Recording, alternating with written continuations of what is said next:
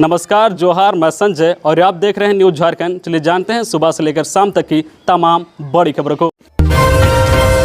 8 से 10 अगस्त तक भारी बारिश की संभावना। पूरे राज्य में 8 से 10 अगस्त तक भारी बारिश की संभावना है। इसका असर आज से ही दिखना शुरू हो गया है। आज सुबह से ही कई जिलों में रुक रुक कर बारिश हो रही है। इसे लेकर मौसम केंद्र ने येलो अलर्ट जारी किया है। ऐसा बंगाल की खाड़ी में बन रहे साइक्लोनिक सर्कुलेशन के कारण हो रहा है। इसका असर झारखंड और आसपास के राज्यों में भी पड़ेगा। मौसम केंद्र ने इससे लोगों को सतर्क रहने का आह्वान किया है। इसका असर 36 घंटे तक रह सकता है। इसके बाद सर्कुलेशन कमजोर होगा। मौसम केंद्र के अनुसार 8 अगस्त यानी कल राज्य के पूर्वी सिंहभूम, पश्चिमी सिंहभूम, सरायकेला खरसावां, धनबाद, जामताड़ा, दुमका, पाकुड़, गोड्डा और साहिबगंज में कहीं कहीं भारी बारिश हो सकती है। वहीं 9 और 10 अगस्त को भी राज्य के पूर्वी सिंहभूम, पश्चिमी सिंहभूम, सरायकेला खरसावां, सिमडेगा, गुमला, खूंटी, रांची तथा लोहरदगा में भारी बारिश हो सकती है। इस दौरान हवा की गति 30 से 40 किलोमीटर प्रति घंटे की रफ्तार से रह सकती है। लोगों पर वाटर कैनन का इस्तेमाल, लाठीचार्ज और दागे गए आंसू गैस के गोले। जानिए क्या है पूरा मांजरा। मुहर्रम और विश्व आदिवासी दिवस को लेकर रांची पुलिस ने कमर कस ली है। इसको लेकर शहर में सुरक्षा के पुख्ता बंदोबस्त किए जा रहे हैं। ऐसे आयोजन को लेकर रांची पुलिस सतर्क और उपद्रवियों से निपटने के लिए भी तैयार है। इसी को लेकर रांची पुलिस लाइन में दंगाइयों से निपटने के लिए मॉक ड्रिल किया गया। रविवार को रांची पुलिस लाइन में एसएसपी कौशल किशोर के नेतृत्व में उपद्रवियों से निपटने के लिए मॉक ड्रिल किया गया। इस अभ्यास के दौरान भारी संख्या में पुलिस जवान तैनात थे। पुलिस जवानों को मॉक ड्रिल के माध्यम से बताया गया है कि उपद्रवियों पर पहले वाटर कैनन और हल्का बल प्रयोग करने का निर्देश दिया गया है। मॉक ड्रिल के माध्यम से उपद्रवियों से हर हालत में नियंत्रण करने का निर्देश दिया गया है। इस मॉक ड्रिल में उपद्रवी शांत नहीं हुए तो पुलिस ने वाटर कैनन से प्रहार किया और आंसू गैस के गोले भी दागे। धनखड़ की धाकड़ जीत, 346 वोट से जीते। बंगाल के राज्यपाल रहे जगदीप धनखड़ देश के 14वें उपराष्ट्रपति होंगे। शनिवार को हुए चुनाव में एनडीए के उम्मीदवार धनखड़ ने विपक्ष के प्रत्याशी मार्गरेट अल्वा को 346 वोट से हरा दिया। संसद के दोनों सदनों के 725 सांसदों ने वोट डाले।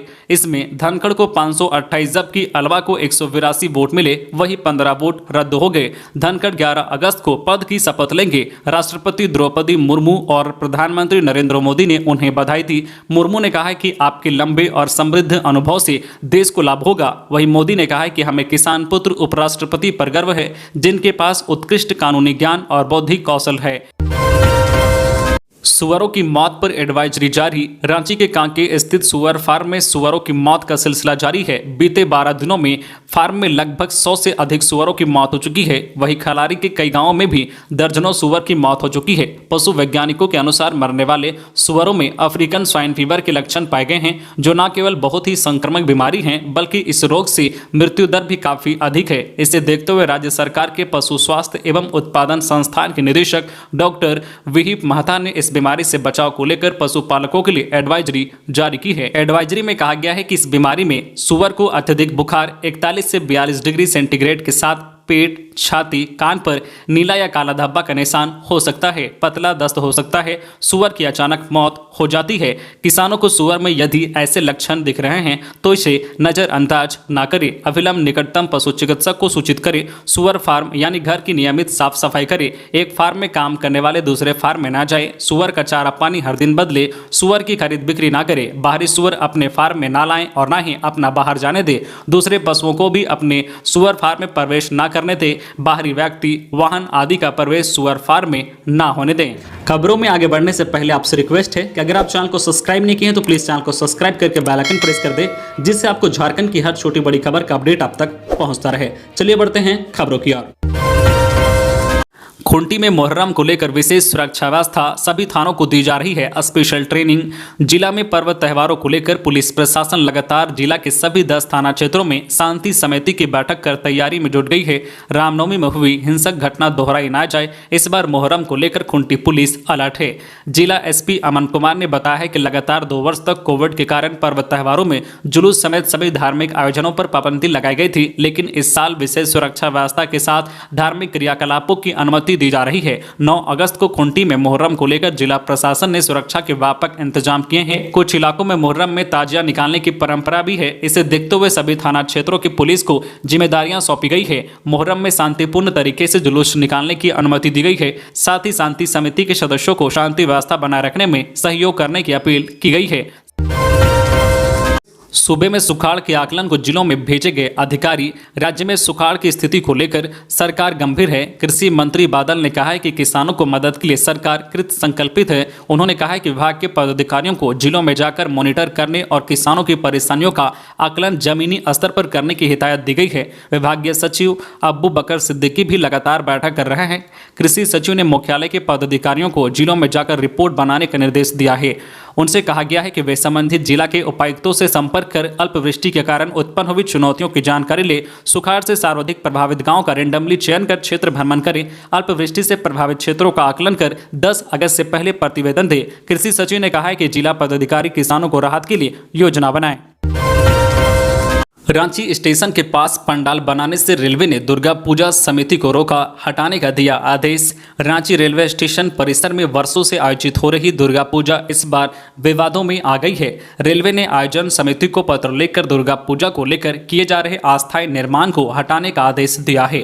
पत्र में कहा गया है कि आयोजन समिति द्वारा बिना अनुमति लिए ही पंडाल निर्माण के लिए बांस व अन्य सामग्री लगाई जा रही है, इसे तत्काल हटाया जाना चाहिए। इधर रांची रेलवे स्टेशन दुर्गा पूजा समिति के अध्यक्ष मुनचुन राय ने कहा है कि समिति वर्ष 1947 से ही दुर्गा पूजा का आयोजन करती आ रही है।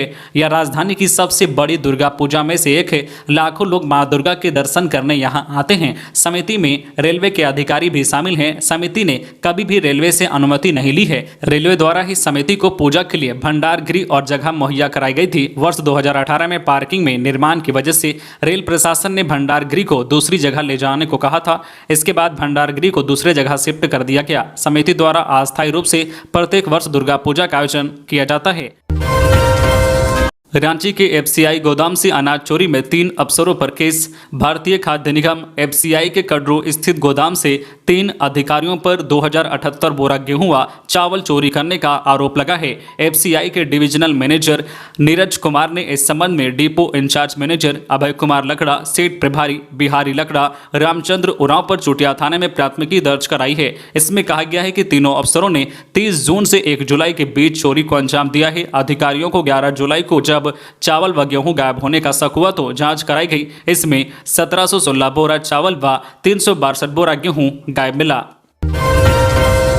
कैशकांड, इरफान राजेश की बढ़ सकती है मुश्किलें। झारखंड में सरकार गिराने की साजिश रचने के आरोप में कांग्रेस के 2 निलंबित विधायकों इरफान अंसारी और राजेश कच्छप की मुसीबत ज्यादा बढ़ सकती है। कोलकाता में गिरफ्तार शेयर कारोबारी महेंद्र अग्रवाल से पूछताछ में बंगाल की सीआईडी को दोनों विधायकों के खिलाफ कई अहम साक्ष्य मिले हैं। चर्चा है कि कैशकांड की सीआईडी जांच के दौरान दोनों विधायकों के 2 अलग अलग ट्रिप में कोलकाता और गुवाहाटी जाने की पुष्टि हो चुकी है, जबकि नमन विक्सल कोंगाड़ी भी इरफान अंसारी और राजेश कच्छप के कहने पर ही बंगाल गए थे। मामले में सीआईडी बंगाल की पूछताछ में महेंद्र अग्रवाल ने भी बड़ा खुलासा किया है। महेंद्र ने ही विधायकों को पैसे दिए थे। तिरंगा यात्रा निकाला सीआरपीएफ 174 बटालियन के जवान। चाईबासा में सीआरपीएफ 174 बटालियन के द्वारा रविवार को सुबह पुलिस लाइन से तिरंगा यात्रा निकाला गया है। यह तिरंगा यात्रा पूरे शहर के साथ साथ जिले के हर शहर और गाँव का भ्रमण करेगा। रांची के अधिवक्ता राजीव कुमार की कोर्ट में हुई पेशी, पुलिस हिरासत 10 अगस्त तक बढ़ी।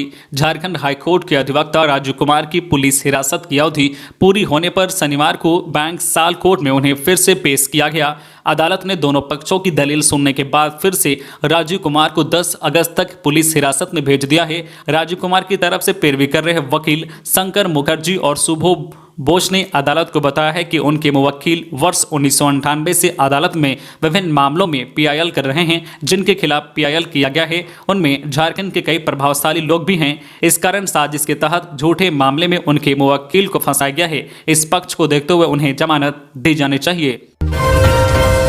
छात्र के वीडियो पर 2 शिक्षक बर्खास्त। गोड्डा जिले के महागामा के भिकियाचक स्कूल की बदहाली पर 12 साल के सरफराज की रिपोर्टिंग का वीडियो वायरल होने पर शिक्षा विभाग ने स्कूल के 2 सहायक शिक्षकों को बर्खास्त कर दिया है। उनकी जगह फिलहाल एक शिक्षक को प्रतिनियोजित किया गया है। डीसी जिसान कमर ने इसकी पुष्टि करते हुए बताया गया है कि शिक्षकों को प्रखंड समिति ने कार्य मुक्त किया है। महागामा के बीईओ हरिप्रसाद ठाकुर ने बताया है कि डीओ ने स्कूल में शिक्षक जो है मोहम्मद राफिक व मोहम्मद ताजुद्दीन को कार्य मुक्त कर दिया है। उनकी जगह पर मोहम्मद नियाज को प्रतिनियोजन किया गया है। बीडीओ और बीईओ ने स्कूल का निरीक्षण भी किया है। उस वक्त स्कूल में 48 बच्चे पाए गए हैं। मध्याह्न भोजन बनाया जा रहा था। इधर पीएचईडी विभाग स्कूल के हैंडपंप को सही करा रहा है। तो ये थी आज की झारखंड की टॉप बड़ी खबरें। इसी तरह झारखंड की हर छोटी बड़ी खबर देखने के लिए आप हमारे चैनल न्यूज झारखंड चैनल को सब्सक्राइब करके बेल आइकन प्रेस कर दीजिए, जिससे आपको झारखंड की हर छोटी बड़ी खबर का अपडेट आप तक पहुंचता रहे। तो आज के लिए बस इतना ही, हमें दीजिए इजाजत, फिर मिलते हैं नेक्स्ट न्यूज में।